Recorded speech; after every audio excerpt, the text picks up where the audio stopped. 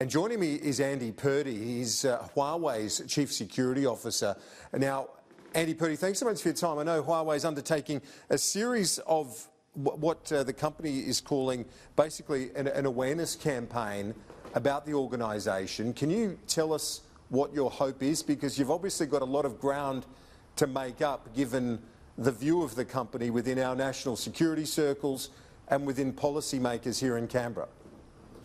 Well, we're really taking a long view of our role in Australia.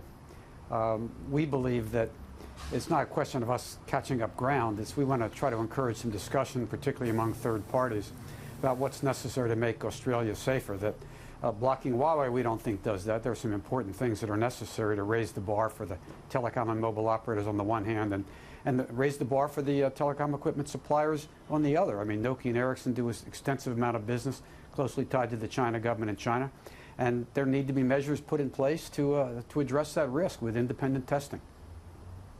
You've been a former advisor to George Bush when he was president.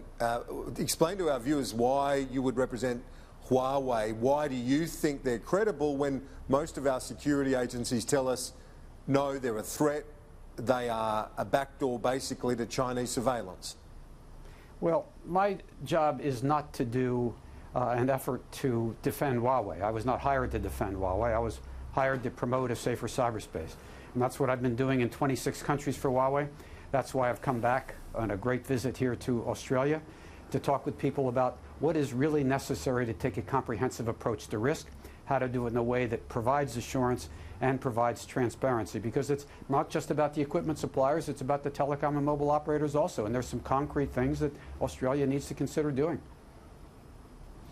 And so what, in terms of reassurance, can you give our security agencies and those that have raised concerns about the way that Huawei operates in terms of cybersecurity?